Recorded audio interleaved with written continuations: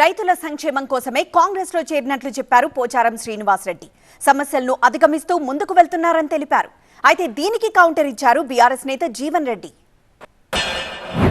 నేను కూడా ఇప్పుడు అగ్రికల్చర్గా నేను రైతు బిడ్డను కాబట్టి, పుట్టుకతో రైతు కాబట్టి, వ్యవసాయంతో ఉన్నటువంటి కష్టసుఖాలు నేను తెలుసు కాబట్టి, వారు చేసేటువంటి ప్రతి మంచి పనికి రైతాంగానికి వారు చేస్తున్నటువంటి కార్యక్రమాలకు అండగా ఉండాలని, అండగా ఉండి రైతు సంక్షేమాన్ని కోరుకోవాలని, రైతులు బాగుపడాలని, రైతుల కష్టాలు తీరాలనే ఆకాంక్షతో నేను ఈరోజు వారి నాయకత్వంలో, రేవంత్ రెడ్డి గారి నాయకత్వంలో కాంగ్రెస్ పార్టీలో వచ్చాం.